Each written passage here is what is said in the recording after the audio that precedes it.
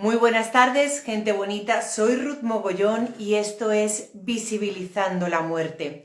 Siento que se me hayan pasado 5 minutos de la hora propuesta.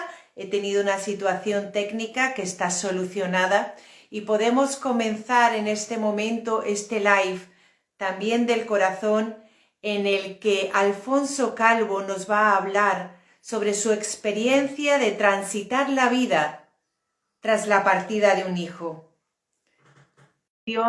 y cómo es el día a día de una familia tras la partida de un ser tan querido como es un hijo. Como comentábamos en el live anterior con Irene Martínez, si hay duelos complicados, uno de esos es este, que como Alfonso bien menciona, es el duelo de los duelos, cuando la muerte de un hijo se anticipa a la nuestra. Alfonso, muchísimas gracias por aceptar esta invitación y hablar de nuevo sobre esta situación verídica, real, que seguro que nos va a tocar el corazón. Pues muchas gracias, Ruth, por la oportunidad de charlar sobre la muerte de un hijo, pero en realidad es a charlar sobre cómo sobrevivir a la muerte de un hijo, que es lo importante en este caso. Justamente, el otro día había una de las preguntas que decía yo, ¿cómo se supera? E igualmente me gustaría que tú nos dijeses la respuesta que tienes a ello. Primero cuéntanos quién es Alfonso Calvo, dónde vives. El hecho en sí, ya lo mencioné en la presentación, por lo tanto creo que no es necesario recordar la forma en que Gonzalo parte, pero sí para que te pongamos lugar geográfico, te ubiquemos y sepamos quién es la persona que tenemos hoy ante nosotros. Bueno, pues Alfonso Calvo es un informático de 59 años de edad que vive en Madrid y que tuvo la desgracia que hace 4 años y medio pues le mataron a su hijo Gonzalo de un golpe en la cabeza que le dieron. Estuvo 6 meses en coma y después pues falleció. Entonces el terrible dolor y el sufrimiento, sobre todo, derivado de una situación límite como esta, pues te destroza la vida, ¿no? Ya no eres persona, eres un zombie. Realmente te conviertes en una persona que está fisiológicamente viva, pero emocionalmente muerta. Entonces, esta es una situación tan radical que no se supera. Lo máximo que conseguimos es aprender a convivir con ella. Y bueno, pues después de un duelo de 2 años y un proceso de recuperación que llamamos el camino del huérfilo, básicamente, pues ya más o menos tenemos una vida normalizada. Lo llamamos una nueva normalidad. ¿Por qué? Porque tienes que aprender a vivir con la ausencia del hijo que has perdido, básicamente, porque ya no está contigo, ¿no? Entonces, tú no puedes volver a la normalidad que tuviste, sino que construyes una nueva normalidad pero que te permite tener una vida como razonablemente aceptable. Es justamente eso que tú decías, lo que me mencionaba también Irene, y es, no se supera. Lo otro es que organizas tu vida de alguna manera, sobre todo en su caso porque tiene niños pequeños, para que la vida encaje de nuevo, pero se encuentra con situaciones como el silencio, ¿no? No sé, la gente que no sabe cómo sostener esta situación de que Gonzalo ha partido antes de tiempo y encima en unas circunstancias bastante violentas, puede que haya gente que termine apartándose de vosotros por el hecho de no saber si hace bien o mal, preguntando por cómo es la vida con Gonzalo en otra situación y Bueno, prefieren lo que ocurre es que abrazarse al en la silencio. sociedad occidental la muerte es un tabú que hemos relegado a los cementerios, a los velatorios, a los hospitales, y fuera de esos lugares como que es algo incómodo. Nuestra familia es consciente de eso y digamos que no tenemos nada que recriminar a nuestros amigos, familiares y conocidos, sobre todo en relación a que les falte en un momento dado la palabra de consuelo o digamos el ánimo de querer acercarse. Eso desafortunadamente lo tenemos como algo, una situación normal. Así que como ellos no lo hacen, lo hacemos nosotros, nos acercamos a ellos, ¿no? Y si vemos que están incómodos, pues procuramos, digamos, eh, generar una situación que deshaga esa incomodidad, básicamente. Entonces, en ese sentido, digamos, somos nosotros los que intentamos resolver la situación de una manera habilidosa. Como ya lo hemos vivido tantas veces, pues es fácil para nosotros resolver esos entendidos. Alfonso, pero fíjate una cosa, la literatura que nos habla del duelo en estos casos habla de eh, el padre y la madre no desean que se deje de hablar de ese hijo. Es real, porque una cosa es lo que dicen los libros, y yo quiero aprovechar que tú estás aquí dispuesto a hablar de este tema para que también la gente que se vea en una situación similar, desafortunadamente, de acompañar a alguien que pase por su experiencia después de ver partir un hijo, los padres queréis, necesitáis o preferís esperar a vosotros sentiros y decir, hablemos de Gonzalo. Bueno, pues ocurre que los padres y madres que hemos perdido un hijo, que somos huérfilos, en el 80% de las ocasiones no desean hablar públicamente o incluso con otras personas en relación a sus hijos. Ayer tenía una conversación con un, con una persona que me decía, han pasado 15 años pero me sigue doliendo, ¿no? Y yo le respondía, hombre, quizás si escribes sobre eso te puede ayudar. Y dice, bueno, es posible, lo intentaré. Es decir, el sufrimiento, que no el dolor, pues son cosas diferentes. El sufrimiento es, pero el dolor es una respuesta biológica que se produce de forma inmediata al fallecimiento del hijo. Y el sufrimiento es una construcción mental, psicológica, que cada uno se cree en su mente. Entonces, una misma situación puede provocar dos niveles de sufrimiento bien distintos en diferentes personas. Una persona lo puede sufrir débilmente y otra muy intensamente. Entonces, lo que hay que combatir, lo que hay que, mejor dicho, lo que hay que tratar con psicólogas y personal especializado es el control del sufrimiento. Eso es lo que más daño nos hace. Podemos llegar a ser nuestros peores enemigos. Entonces, ¿qué es lo que sucede? Como la muerte de un hijo o una hija genera un sufrimiento tan horroroso,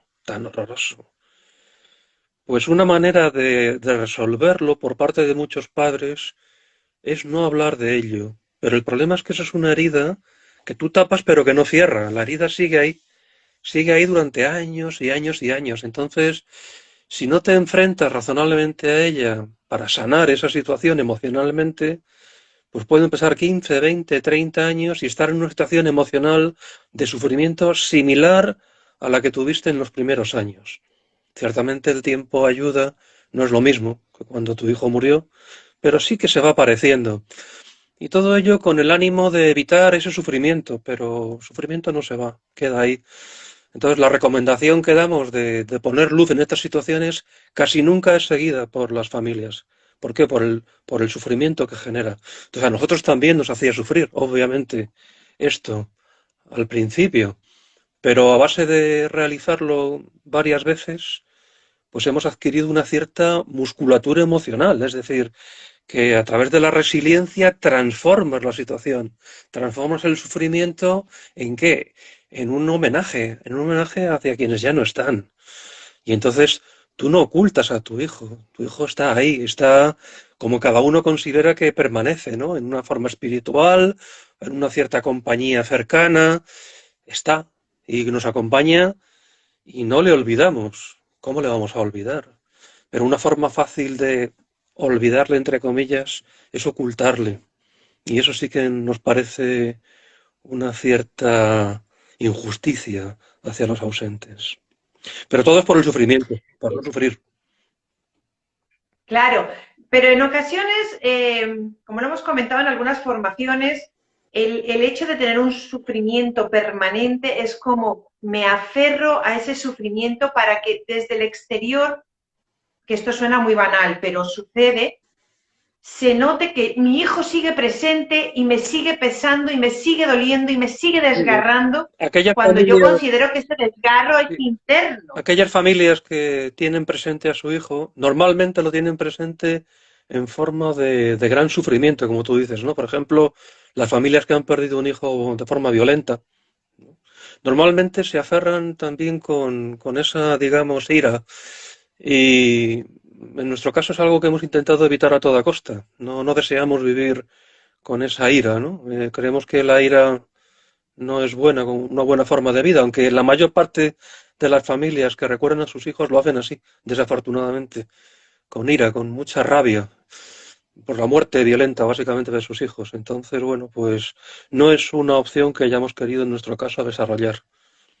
Al contrario, la hemos Y Alfonso, intentado. te felicito por ello porque, claro, hay una diferencia cuando hay un niño que se va súbitamente, un niño que se va tras una enfermedad, pero es que a tu hijo, digamos que le arrebatan la vida. Sí, sí, a mi hijo O sea, le arrebatan violentamente la parece que no vida. es su momento, Sí. correcto, y Entonces, ese golpe lo lleva a ese coma.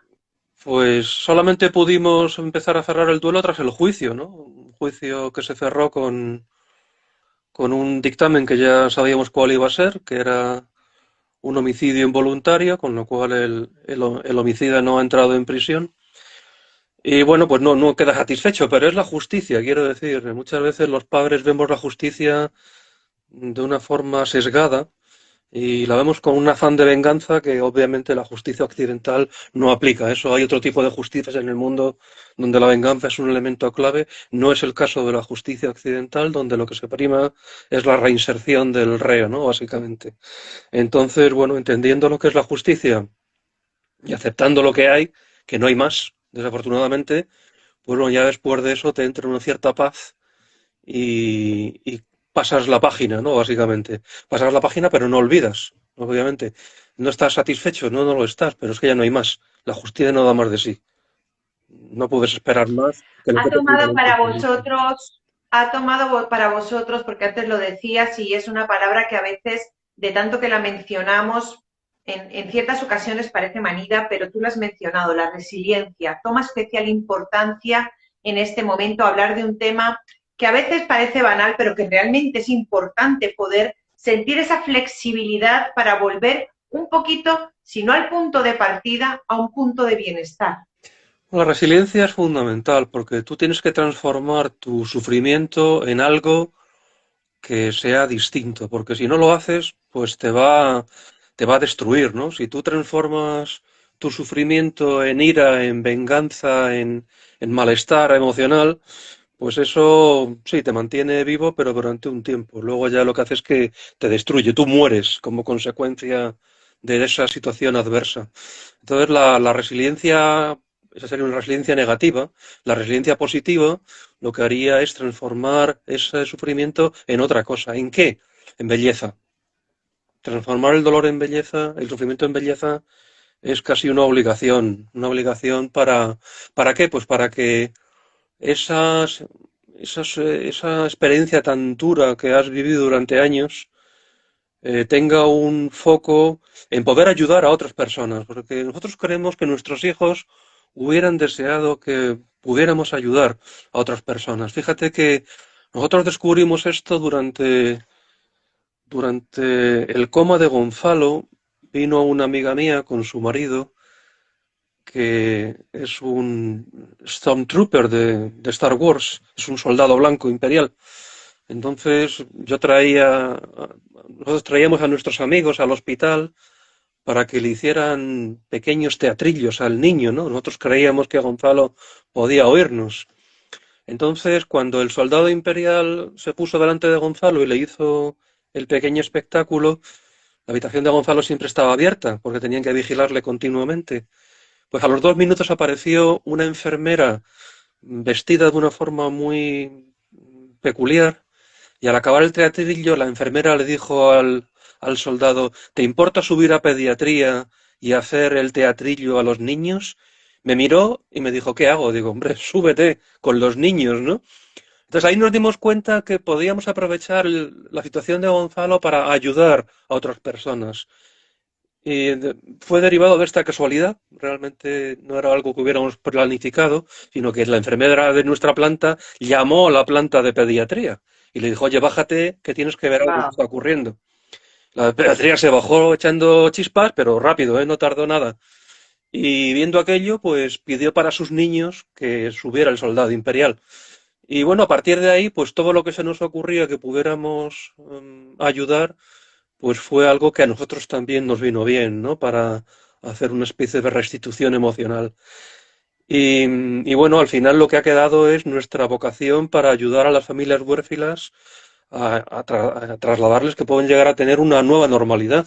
Desafortunadamente las familias hacen caso omiso de esto Y entre el tabú de la muerte en general y de los hijos en particular y el deseo de no sufrir más, ocultando la situación, pues la verdad es que casi ninguna familia huérfila nos hace caso, pero es el objetivo de nuestra vida y a él dedicaremos el resto que nos quede. Fíjate que estamos trabajando de cara a la muerte y tenemos que perseverar, Alfonso, porque realmente es algo que nos encontramos todo el tiempo, no es un tema al que la gente esté mirando de frente, todo lo contrario, se dan la vuelta para no verlo, para no escucharlo, pero vienen a nosotros cuando sucede. Y cuando suceden, vienen desarmados, débiles, vulnerables, frágiles, y lo que nosotros tratamos justamente en estos espacios es que escuchen, que sepan que es una realidad, que claro, que hasta que tocó nuestra puerta, pues sucedía en las puertas de al lado, en la de atrás o en la de enfrente, pero un día tocó en la nuestra. Y desafortunadamente, en tu caso, sucedió con Gonzalo. Para ti, como cineasta, como cantante, como inmerso en el arte, el cantar en la coral, yo ayer estaba escuchando esa canción de cuna y te prometo que me sentía allí. Sí, ¿Te hace realmente, sentir claro, más cerca de Gonzalo cuando estás sí, sí, creando, porque a cuando Gonzalo estás... también le gustaba la música, entonces, de alguna manera, pues como que me siento más cerca de su ausencia, ¿no? La ausencia no es tan grande, ¿no? Por el hecho de cantar y luego el poder llegar también a otras personas, pues eso de alguna manera llena algo de ese vacío, ¿no? Y luego, pues el haber descubierto toda una música huérfila que habla de los niños que han fallecido, ¿no? Luli Lulay es una obra inglesa que habla de un pasaje de la Biblia que es la muerte de los niños por parte del rey Herodes, ¿no? Como Herodes descubrió que había un Mesías de muy corta edad, pues lo que dijo es voy a matar a todos los niños de corta edad para intentar deshacerme del Mesías. Ocurre es que el Mesías lo escondieron y pudo librarse de esa matanza tan terrible, ¿no? Entonces, bueno, pues realmente esa obra pues habla de la dureza de Herodes en relación a los niños y del temor que tenían las madres por sus hijos, ¿no? Y del hecho de que a muchos de ellos se lo había matado el rey Herodes y el dolor tan terrible que les producía la muerte de esos niños, básicamente. Alfonso, antes de que Gonzalo partiese, en tu hogar en algún momento se había hablado de la muerte, porque claro, hablamos de que no se habla hoy en día dentro de los No, en huérfidos, general pero es que no se habla en general ni con los se niños habla, ni con los jóvenes, se ni habla nos de, tomamos un café con los amigos mencionando este tema. Se habla de los muertos en la familia normalmente, ¿no? Se habla de pues en mi caso, las madres, los padres, algunos tíos, algún amigo que también ha fallecido, pero hablábamos mucho menos que lo que hacemos ahora. Ciertamente que debido a la muerte de Gonzalo, pues nosotros tendemos a hablar más de lo que hacíamos antes. Em, pero tampoco era algo que ocultáramos. Hablábamos menos, ahora lo hacemos más. Claro, si es que a este punto, como a mí me sucedió exactamente igual, el tortazo me lo llevé cuando vino de frente, me permite ser más compasiva, ¿no? Con las personas que todavía rehúsan hablar del tema porque realmente era mi realidad antes de que sucediera. Ahora bien, muchas veces me dicen, no digas la muerte. Digo, no, si es que la muerte solamente tiene ese nombre. Como la vida se llama vida, la muerte se llama muerte. Y si no la tratamos de una forma veraz, va a parecer como que no existe, o sea, realmente le cambiamos el nombre y no existe. Bueno, eso es terrible. Entonces es, Es terrible. Incluso hay personas que dicen que la muerte no existe. Yo entiendo esto como una metáfora. Normalmente solemos decir que una persona no muere realmente, o sea, mientras que si recordamos a una persona, esa persona está viva, ¿no? Está viva en el recuerdo de quienes le recuerdan. Pero digo, hay gente que incluso se atreve a decir que la muerte no existe. A ver, entendido como una metáfora me parece aceptable, pero entendido literalmente me parece peligroso. Entonces, en este caso, la tecnología, yo soy informático, nos viene a ayudar porque podemos hacer que la tecnología permita recordar a nuestros ausentes incluso cuando nosotros ya no estemos. En el caso de Gonzalo, pues hay un túmulo construido en Facebook que lo que hace es recordar. El túmulo nació durante el coma de Gonzalo, se llama Cerebrum G, el cerebro de Gonzalo, y claro, nació porque Gonzalo había perdido la mitad de su cerebro, que había muerto básicamente. Entonces, luego lo que ocurre es cuando Gonzalo falleció, pues ya se convirtió en el memorial de Gonzalo y ahí pues vamos colocando toda la información que consideramos oportuno respecto a Gonzalo. Entonces, al colocarla en Facebook, lo que tenemos asegurado es que mientras que Facebook exista, el túmulo también. Nosotros creemos que si Facebook desaparece, probablemente a la sociedad humana le va a pasar algo muy terrible, ¿vale? Entonces, esa es una forma de conseguir lo que denominamos la eternidad digital. Es decir, por muy poco esfuerzo se puede conseguir que una persona sea eterna. Es una manera muy básica, muy elemental de conseguir esa eternidad, pero ya están empezando a aparecer el concepto de difunto digital, es decir, que a través de unas fotografías y una secuencia de voz y una cierta información biográfica se puede construir una reproducción rústica de tus seres queridos fallecidos. Entonces creemos que los difuntos digitales se van a desarrollar con el paso del tiempo y que incluso podrás llegar a tener diálogos con esos seres. Esto es una cosa que hay que tener mucho Wow, cuidado porque, claro, si tú no has hecho un buen wow. duelo, no has hecho un buen duelo, entonces puedes convertir a ese difunto digital en algo un poco que te perjudica. ¿Vale? Entonces hay que hacer esto con una cierta supervisión psicológica para que no se convierta en algo perverso realmente, ¿vale? Totalmente de acuerdo. La verdad es que cuando yo estaba mirando las imágenes de Gonzalo en tu Facebook y vi esa imagen de Gonzalo sonriendo, moviéndose, que es de donde tomé su foto, dije yo, hay que tener fortaleza para crearlo, porque realmente es hacer vivir Sí, de lo estás nuevo reviviendo, a tu pero hijo si lo muerto. haces de una forma sana, yo creo que eso es positivo, ¿me entiendes? Ahora, si lo haces con una forma sesgada, eso se puede convertir en un tormento. Entonces, por eso digo que hay que tener un duelo muy bien resuelto y haber una cierta supervisión profesional para que eso realmente te ayude. Por ejemplo, nosotros tenemos una foto de Gonzalo cuando hubiera tenido 60 años. Entonces, ¿cómo hubiera sido Uf, Gonzalo con 60 años? Bueno, pues una inteligencia artificial puede envejecer a tu Gonzalo de 20 años con cómo hubiera podido ser con 60. A mí me gusta ver cómo hubiera podido ser Gonzalo. ¿Por qué? Porque al niño le robaron 60 años de vida. Entonces, de alguna manera, pues nosotros estamos intentando recuperar algunas trazas, algunas pinceladas de lo que hubiera sido esa vida, ¿no? Entonces, están ahí, están en su túmulo. Gonzalo se le puede ver siendo mayor, realmente. claro. Estaba pensando que al principio te comentaba sobre esas personas que posiblemente se apartan de vosotros y anulan el hablar de Gonzalo, pero seguramente tendréis amigos, personas muy cercanas con las que sí pudisteis tener esas primeras conversaciones porque lo único que estaban haciendo era estar presentes. Sí, a ver, nosotros hemos podido hablar con casi todos nuestros amigos en relación a Gonzalo. De hecho, han sido nuestros amigos los que nos han ayudado a resolver toda esta situación tan compleja.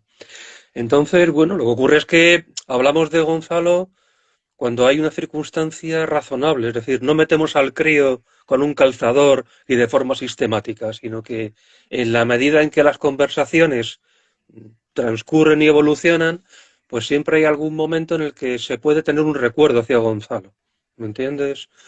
Pero tampoco somos monotemáticos y obsesivos, ¿vale? Sería en ese sentido, Eso digamos, también cuida vuestra salud mental. sí, De alguna manera os efectivamente. estáis cuidando también a vosotros mismos. Sí, así es. Entonces, bueno, en ese sentido, digamos que procuramos no ser excesivamente plomizos en relación al crío, ¿no? El crío nos ha marcado, pero nos ha marcado a nosotros. No tiene que marcar a nuestros familiares y amigos. Una pregunta con respecto a lo que era su círculo, su entorno, sus amigos. ¿Cómo ha sido el duelo para este grupo de Pues, personas con las que en Gonzalo general, se codeaba día a día? ha sido un duelo bastante liviano porque los jóvenes, si alguien son alérgicos a la muerte, son los jóvenes. Los jóvenes son los más reticentes en relación con la muerte. Entonces, para ellos ha sido ligero, salvo en un caso, una amiga de Gonzalo, que yo creo que le dolió más que a nosotros, probablemente. Entonces, con la salvedad de Ah, una persona que efectivamente tuvo un duelo terrible en relación a Gonzalo. El resto ha sido muy liviano, muy, muy liviano. ¿Por qué? Porque los jóvenes eluden la muerte todo lo que pueden. Y mira que están lidiando hoy con las salidas, con las venidas, con que si fuman, con Sí, que si pero beben, pero parece que son eternos. ellos tienen una visión romántica de la muerte. Esa visión romántica es la que se facilita a través de las películas. Hollywood presenta, digamos, una visión muy peculiar, ¿no? De qué es la muerte. Tú puedes ver en una película cómo mueren 30 o 40 personas y para ti eso es parte del argumento, no eres consciente realmente de todo lo que puede estar ocurriendo ahí en términos emocionales. Entonces, ¿qué es lo que ocurre? Pues que cuando tú lo ves como parte de un argumento de una película, tú eso lo ves incluso que tiene como mucho sentido. De hecho, los jóvenes son muy sanguinarios en el ámbito cinematográfico, digamos. De hecho, si no ocurre ese tipo de situaciones extremas, las películas no les interesan. Pero es Tienes una toda visión la razón, romántica. porque fíjate, igual en el lenguaje de las redes sociales que ellos utilizan, donde hay un lenguaje un poco más eh, explícito, es donde ellos están mucho más abocados, pero no tienen esa realidad clara de qué puede suceder si No, siguen adelante con ellos, eso que marca los la jóvenes publicidad. distinguen muy bien entre la ficción y la realidad. En el ámbito de la ficción se mueven en unas claves con relación a la muerte y en relación con la realidad sus claves son diferentes. Entonces son capaces de conmutar muy fácilmente de un ámbito a otro y en cada momento saben lo que tienen que hacer. Con lo cual, digamos, para ellos no es un problema. Pero generalmente cuando hablan ¿Cuál de la es, muerte, se mueven de la muerte en el ámbito de la ficción, básicamente. ¿Cuál es tu mensaje? ¿Cuál es el mensaje que desde que estás creando este movimiento huérfilo, eh, cuál es tu mensaje base, el que llevas tanto a los jóvenes como a los padres ante esta situación tan real, tan dura, cruel y al final tienes que utilizar la resiliencia, la aceptación para seguir caminando? ¿Cuál es vuestro El mensaje? mensaje es una palabra, sobrevivir. Tú puedes sobrevivir a esto. Sobrevives, sin duda alguna. Y sobrevives dignamente, además. Es posible hacerlo. Requiere un esfuerzo considerable, ciertamente. Requiere una restauración emocional intensa. Pero es posible y cuando sales, sales transformado. Y esa transformación te puede permitir ayudar a otras personas. En nuestro caso, a otras familias huérfilas, si se quieren dejar. El problema es que como no se quieren dejar, pues no hay manera. Yo no puedo forzar a nadie, ni debo tampoco. ¿Cómo, cuál es tu propuesta para que estas personas se acerquen a ti, al movimiento huérfilo, La pero con el propuesta, objetivo de sanar? la propuesta es sencilla. Lo primero es que tienen que resolver el duelo, tienen que resolver con una profesional, con una psicóloga, con una persona que asista al duelo. Eso es lo primero, porque muchas veces el duelo no está bien resuelto. Entonces, si no resuelve bien el duelo, no hay nada que hacer. Y una resolución de un duelo de este estilo lleva mínimo 2 años, menos que eso. 2 años trabajando duro, además, ¿eh? Quiero decir que no es dejando pasar el tiempo y bueno, ya veremos, el tiempo me ayudará, el tiempo lo resolverá. No, el tiempo te ayuda, pero no resuelve. Si tú personalmente no haces algo, no vas a conseguir resolverlo. Y luego, una vez que lo resuelves, tú te encuentras en una situación emocional atípica, vamos a decir. Tú efectivamente has resuelto, ya puedes gestionar razonablemente la ausencia de tu hijo fallecido, pero tú como que no te encuentras todavía en una situación de normalidad, claro, porque tú tienes que aprender a reconstruir tu vida normal otra vez. Entonces es lo que es el viaje del huérfilo, que es otro modelo distinto al del duelo. Es un modelo que no existe y que hemos creado, digamos, por la experiencia personal que hemos vivido. Y ese es un modelo en el cual se parece mucho al viaje del héroe que puede tener Ulises cuando regresa desde Troya hacia Ítaca. Es algo en esa línea, digamos, ¿no? Básicamente. Tú cambias el héroe por el huérfilo y cambias la aventura por tu reconstrucción emocional, básicamente. Entonces, cuando consigues hacer todo eso, tú recuperas tu vida. Tú adquieres un bienestar emocional, una cierta paz, en donde esa nueva perspectiva, todo lo que has adquirido en ese viaje de ganancia emocional, pues eres capaz de aplicarlo a las situaciones de la vida cotidiana. Y eso pues te hace ser una persona distinta. Y después de eso, pues, ¿Qué comunicación tienes hoy en día con Gonzalo, Alfonso? Bueno, la comunicación es cotidiana, quiero decir que nosotros tenemos integrado a Gonzalo. Mira, te voy a traer a Gonzalo aquí ahora mismo. Está aquí en mi mano, porque yo estoy en la habitación de Gonzalo. Este es Super Gonzalo. Super Gonzalo es un héroe, ¿no? Gonzalo le gustaba, era un gamer, era un jugador de ordenador, multijugador de estos. Y él pues se veía como un héroe, así que yo tengo una amiga que hace, hace figuras. Le expliqué la situación de Gonzalo y le dije, ¿tú podrías hacer un super Gonzalo, un superhéroe que le reflejara en esa visión de superhéroe? Me dijo, bueno, dame alguna foto, cuéntame un poco. Y entonces, pues al final consiguió hacer, con mucho esfuerzo y cierto dolor, una figura que representa a Gonzalo en modo héroe, ¿no? Y entonces lo tenemos por aquí, lo tenemos al lado nuestro continuamente, quiero decir que, pero lo tenemos integrado en la vida cotidiana, no tenemos un altar, ¿no? Sino que allá donde vamos hay algo de Gonzalo y al verlo pues nos recuerda. Entonces, de alguna manera, esa integración en la vida cotidiana pues hace que esté con nosotros de una forma habitual. Alfonso, muchísimas gracias por haberme concedido esta entrevista. Es precioso y honramos a Gonzalo desde aquí. Y bueno, quiero que seas tú quien despida esta entrevista con lo que tú consideres que quieres decirle a la audiencia que nos ve hoy y que nos vea el día de mañana o en un año, como tú decías, y que se quede con ese mensaje de se sobrevive y lo que tú quieras decirles, por Sí, favor. básicamente deciros que a todas las familias huérfilas que es posible salir de ese valle de lágrimas, que la vida la puede recuperar con plenitud, pero tenéis que tener la voluntad de recuperaros. Y si no la tenéis, tenéis que pedir ayuda a quien os lo consiga.